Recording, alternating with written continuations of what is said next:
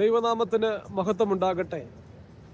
British സംസ്കാരത്തിൻ്റെ പ്രതീകവും 150 പരം വർഷം പഴക്കവുമുള്ള ഒരു ചതുർമുഖ ഘടികാര സ്തംഭമാണ് ലണ്ടൻ ക്ലോക്ക് ടവർ എന്നറിയപ്പെടുന്ന ഈ സ്തൂപം എന്ന് പറയാം.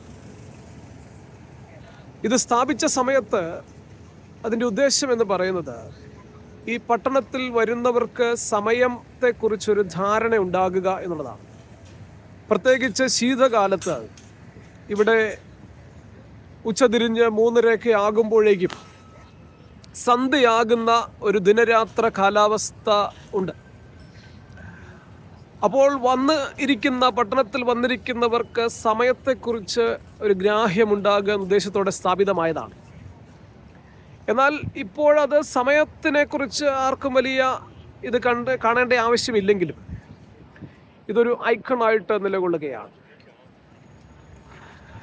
വിശുദ്ധ വേദപുസ്തകത്തിലേക്ക് നോക്കുമ്പോൾ സമയം തക്കത്തിൽ ഉപയോഗിക്കുക എന്നൊരു നിർദ്ദേശം നമുക്ക് കാണാൻ സാധിക്കും.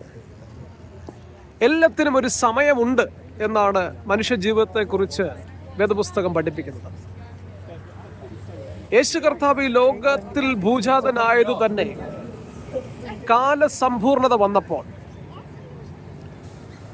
തക്ക സമയത്ത് അഭക്തർക്ക് വേണ്ടി ദൈവകൃപയും സമാധാനവും നീതിയും ഉണ്ടാകുവാൻ വേണ്ടി യേശു കർത്താവ് മരിച്ചു, അടക്കപ്പെട്ടു, ഉയർത്തെഴുന്നേറ്റു എന്നുള്ളതാണ്.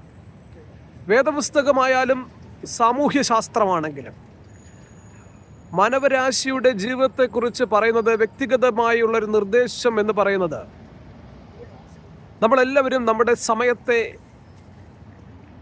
മറ്റ് എല്ലാത്തിനേക്കാൾ മൂല്യത്തോടു കൂടെ, പണത്തേക്കാൾ മറ്റെന്തിനേക്കാളും വില കൊടുത്ത് ഉപയോഗിക്കണം എന്നുള്ളതാണ്. പലപ്പോഴും മനുഷ്യരുടെ ഒരു പരാജയം എന്ന് പറയുന്നത് പരിധികളെയും പരിമിതികളെയും ഒക്കെ പഴിചാരിക്കൊണ്ട് സമയം വിനിയോഗിക്കാത്ത ഒരവസ്ഥയുണ്ട്. ചെറുപ്പകാലത്ത് ഞാൻ കേട്ടിട്ടുള്ള ഒരു കഥയാണ്. എത്രത്തോളം ശരിയാണെന്നോ വാസ്തവമാണെന്ന് എനിക്കറിയില്ല. ഈ രാജ്യത്തെക്കുറിച്ച്, പ്രത്യേകിച്ച് ഇവിടുത്തെ ബ്രിട്ടീഷ് രാജ്ഞി ബക്കിംഗ്ഹാം പാലസിൻ്റെ മുൻപിലുള്ള ഉദ്യാനത്തിൽ നടക്കുവാനിറങ്ങുന്ന സമയത്ത് അവിടെ മറ്റ് വ്യക്തികളും വരുമായിരുന്നു.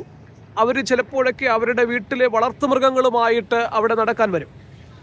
എന്നാൽ രാജ്ഞിയുടെ വസ്ത്രത്തിൻ്റെ പ്രൗഢിയൊക്കെ കണ്ടിട്ടായിരിക്കാം ഈ വളർത്തുമൃഗങ്ങൾ പലതും ആക്രമിക്കാനായിട്ട് ചാടി അടുക്കുകയും അതിൻ്റെതാകുന്ന ശബ്ദങ്ങളൊക്കെ പുറപ്പെടുവിക്കാറുണ്ട് എന്ന് കേട്ടിട്ടുണ്ട്. പക്ഷെ ബ്രിട്ടീഷ് രാജ്ഞി ആ മൃഗങ്ങളെയോ വ്യക്തികളെയോ ഒന്നും നോക്കാറില്ല കൂടുതലായിട്ട്. ചിലപ്പോൾ വ്യക്തികളോട് ഒന്ന് വിഷ് ചെയ്യുമായിരിക്കാം. തനിക്കറിയാം താൻ ഈ രാജ്യത്തിൻ്റെ ആരാണെന്നും തനിക്കുള്ള ഉത്തരവാദിത്തങ്ങളെക്കുറിച്ചും തനിക്ക് ബോധ്യമുണ്ട്.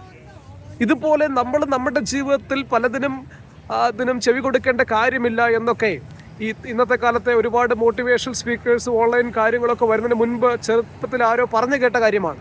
അത് ശരിയാണെന്ന് എനിക്ക് തോന്നുകയാണ്. നമ്മുടെ ജീവിതത്തിൽ നമ്മൾ സമയം തക്കത്തിൽ ഉപയോഗിച്ച് നമുക്ക് ലഭിച്ചിരിക്കുന്ന സാഹചര്യങ്ങളെ നമ്മൾ പ്രയോജനപ്പെടുത്തിക്കൊണ്ട് ആത്മികമോ ഭൗതികമായിരിക്കും നിയോഗങ്ങൾക്കൊത്തവണ്ണം കാര്യങ്ങൾ ചെയ്യുമ്പോൾ പലപ്പോഴും അതിനെ എതിർപ്പെട്ട് വരുന്ന വ്യക്തികളോ സാഹചര്യങ്ങളോ ചുറ്റുപാടുകളോ തടസ്സങ്ങളോ ഒക്കെ ഉണ്ടായെന്നിരിക്കും. എന്നാൽ അതിനെയൊക്കെ അതിജീവിച്ചുകൊണ്ട് ലഭിച്ച സമയത്തെ തക്കത്തിൽ ഉപയോഗിക്കുക. വിശുദ്ധ വേദപുസ്തകത്തിൽ യോസഫ് എന്ന് പറയുന്ന വ്യക്തി ഫലപ്രദമായൊരു വൃക്ഷം, തൻ്റെ ചില്ലകൾ മതിലിന്മേൽ പടർന്നു എന്നാണ് ആലങ്കാരികമായിട്ട് പറഞ്ഞിരിക്കുന്നത്. നമ്മുടെ ജീവിതത്തിൽ തടസ്സങ്ങളായി പല മതിലുകളും കല്ലുകൾക്ക് മുൻപിൽ വരുമെങ്കിലും അതിൻ്റെ മീതെ അതിജീവിച്ച് വളരുന്ന ഫലപ്രദമായിരിക്കുന്ന വൃക്ഷത്തോട് ഉപമിച്ചുകൊണ്ടാണ് വേദപുസ്തകം പല ഭക്തന്മാരെയും കുറിച്ച് പറഞ്ഞിരിക്കുന്നത്.